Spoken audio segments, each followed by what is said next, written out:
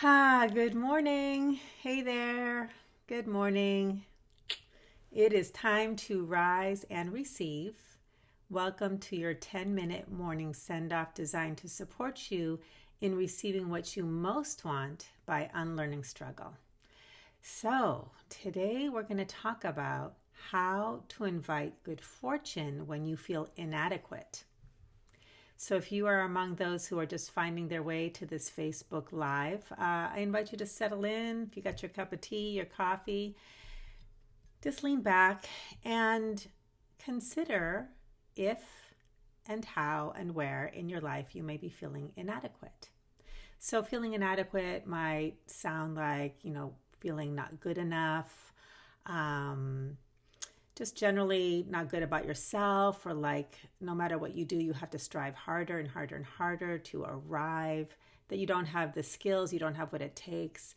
Maybe you believe that there's something wrong with you. That's what inadequacy tends to show up as, and might have different words, but if inadequacy is something that you struggle with sometimes, all the time, then I invite you to sit back and just receive what today has to offer. If you don't know me, my name is Sonia Miller. I'm a speaker, coach, and best-selling author, and I am passionate about teaching people how to receive, because receiving is a very tangible, very real skill set that produces concrete results in your life. You get to manifest all sorts of amazing things that you've long been wanting and pursuing, as well as manifesting or receiving or experiencing tremendous fulfillment on an inner level, whether it's inner peace, relief, joy, satisfaction, a reduction in anxiety.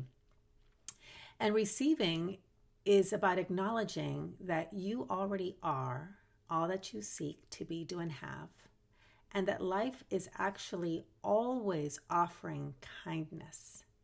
But we have to know how to relate to life and to ourselves in such a way that we can actually receive what is here to receive. And most of us operate from a place that blocks the flow of receiving. And this is because many of us have learned, either because it's part of our culture, because we've grown up in a less than ideal environment and we kind of had to cope or survive, whether it's just this time on our planet where there's an over-reliance on, traditionally a masculine model of power, which really values and compensates, in other words, pays for the hunter model of doing. So if you over-rely on the doing model of power and you overfunction and you're overworked and unfulfilled, the answer is not, I haven't arrived yet, I haven't waited long enough, I haven't worked hard enough. Because what will happen is you'll just keep doing more of the doing and the hard work model. Usually the answer is that you don't know how to receive. And receiving is the being model of manifestation and receiving fulfillment. So that's what we highlight here at Rise and Receive. And what I do each morning is I pull one card from my Receive card deck and I let that inspire the message. So today I pull the card, Nurture Your Value. Nurture Your Value. So I invite you to sit back. It's a short card, so I'm going to read it and then I'm going to unpack it in a way that I haven't talked about it before. All right. So again, if you would like to invite good fortune when you feel inadequate, just think about where you feel inadequate and then let these words wash over you. I invite you to close your eyes, because a lot of times just listening to the words kind of eliminates the distraction of maybe watching me, and then you can let them focus on yourself instead of on me. Okay, so take a deep breath and receive this message. Nurture your value. You come into this world worthy. You are worthy simply because you exist. It's your true nature as an expression of life. Yet we struggle to know this when we receive messages to the contrary. The wholeness of life shows us balance between endless examples of duality, light and shadow, physical and spiritual, masculine and feminine. The masculine values doing. The feminine values being. But when you have learned to value doing over being, you struggle with feeling worthy. You learn to receive based on performance. You learn that you must earn your worth, that your value is transactional. Yet when you know the value of your presence and receive simply because you exist, you experience the power of reasonless receiving. This means that everything that is present with you is valuable. Your joy is valuable. Your pain is valuable. Your fear is valuable. Your loneliness is valuable. Your fatigue is valued. Your needs are valued. Your wants are valued. Everything about you is lovable, good, and valuable. As you practice nurturing your needs, you tap into your natural worthiness and expand in your capacity to receive the kindness, abundance, and fulfillment life offers for no reason at all. So take a breath, let that wash over you. And as I do each morning at Rise and Receive, if you're new here, I offer you a willingness mantra, which activates the power of invitation. The being model of fulfillment and manifestation is about invitation, and the doing model is about intention. And when I talk about doing and being and masculine and feminine, I'm never talking about gender. I'm talking about qualities and aspects of yourself that we all have available to us. But when we rely or over-rely on just a portion of that, all of the doing and the masculine, we're literally not able to tap into our infinite power and potential because we're not tapping into a whole part of ourselves. So this is about nurturing and growing this aspect that may be malnourished, the being of you, the being of you. So here's the willingness mantra. If you feel inadequate, if you get that little voice that, sneaks up on you, as you have more ahas through the day based on what we're going to unpack, use this mantra. Say it to yourself over and over again. You can't say it enough. So here we go. I am willing to believe that my needs and wants are good and valuable. I am willing to believe that my needs and wants are good and valuable.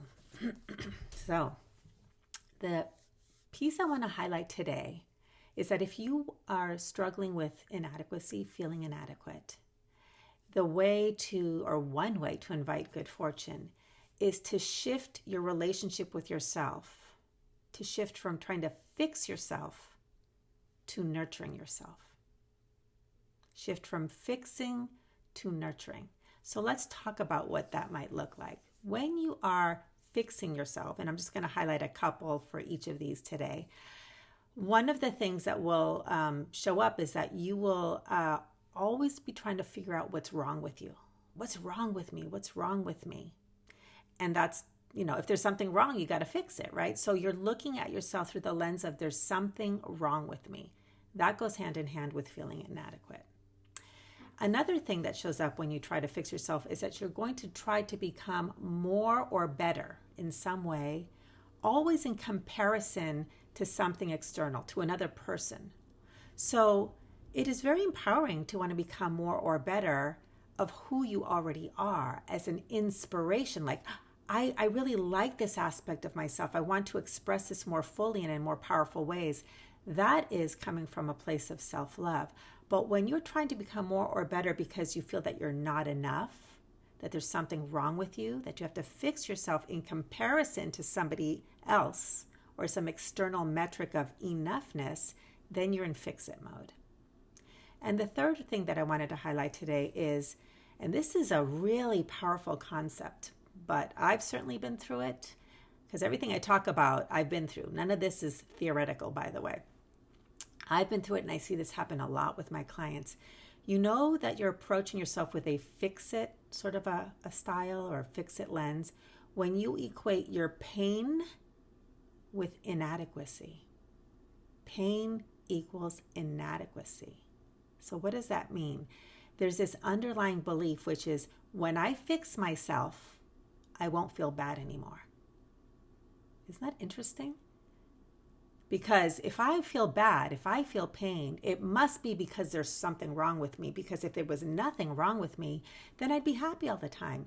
That is a grand illusion. It's a grand illusion. And it's based in the wounding that comes when we don't know how to value all of ourselves. We have been valued when we're in this kind of lie, when we're living in this lie, this illusion, that the only things that are good about ourselves are the things that make other people happy. When we provide supply, when we perform, when we have achievements and outcomes that we get compensated for, well, then that must be valuable. But when I have needs, wants, pains, fears, that's not good. That needs to go away, because the other person who's exchanging value for a transaction doesn't offer us any value back. Like that's not going to get approved of or valued or appreciated. Okay. So when pain equals inadequacy, you know that you're in fix-it mode. So let's talk about shifting to nurturing. How is that the opposite and different? So you're in nurturing mode with yourself when you become willing to believe that all of you is valued. All of you is wanted. All of you is lovable. Okay. All of you is worthy. Now, this may be like a foreign concept if you're hearing this for the first time. That's why all you need to do is become willing to consider a new possibility. That means your wants, your needs, your limits, your preferences, your feelings, all of your feelings, even the ones that you've learned to judge as bad or wrong, they're all valued. You are still worthy. You are always worthy for all of you. That's wholeness. That's nurturing all of you. Not just what you do, but who you be. Okay? You're also in nurturing mode when you practice replacing self-judgment with kind curiosity. So part of that is becoming more aware of that inner critic. And when you are being rough on yourself, mean to yourself, judging yourself, you know that if some version of how you're feeling, being, acting, doing what you're not doing is bad, that's a judgment. And instead, just replace it with, oh, that's kind of interesting. I'm not doing what I said I wanted to do. While I could judge myself and say, you don't follow through and you're lazy, I could say, well, that's interesting. Okay, I'm just going to be curious about that. I'm going to notice that. That's nurturing.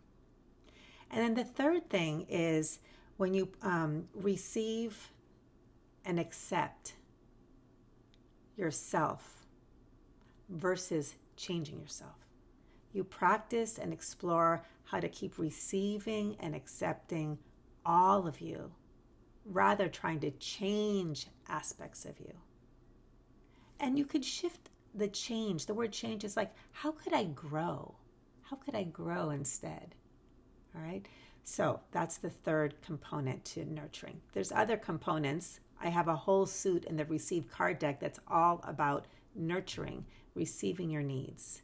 Also another suit, so to speak, or category called Soothe Yourself. These are ways that we receive ourselves and nurture ourselves. Because here's the thing, you cannot receive your do-wants or the things that you want most in life if you don't know how to or are not willing to receive your don't wants, the pains, the discomforts, the things when we feel lost. Okay, so we learn to receive all of ourselves. And as we learn to receive all of ourselves, then we become fortunate receivers, masterful receivers, brilliant receivers, just like the tree, the majestic tree, which is the metaphor for receiving, receives everything all day long. It receives the sun and the water and the minerals and the bees and the birds and the squirrels. It also receives the dog that lifts its leg and pees on it. And it receives when there is drought. And it receives kids who come and carve their initials. It receives everything. And all of that contributes to its character, its beauty. It receives when a branch breaks off in a storm. And then a scar forms, and the scar becomes part of its beauty. And it grows and grows and expands and expands. And then the birds take, and the bees take what it has to offer, the seeds and pollinates, and then it spreads out into the world and contributes.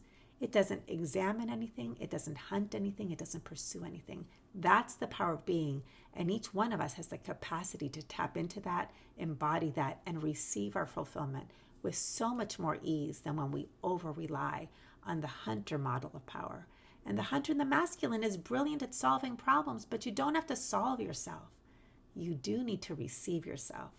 You do need to nurture yourself if you want to invite good fortune. So that is my offering to you for today. Take this mantra with you again. If you take away nothing else, take this mantra. I am willing to believe that my needs and wants are good and valuable. And as you say that, watch what shows up in your life. Okay? Shift from fixing to nurturing. I hope this was helpful. If it was, please like, please share, please subscribe. If you're on YouTube, it helps me reach the people that I'm here to serve. And if you'd like to get your own Receive card deck, go to receiveCardDeck.com, all one word. Check out the links above and below. There's always free resources and next steps you can take. Have a great rest of your day, and I'll see you at the next Rise and Receive. Bye, everybody.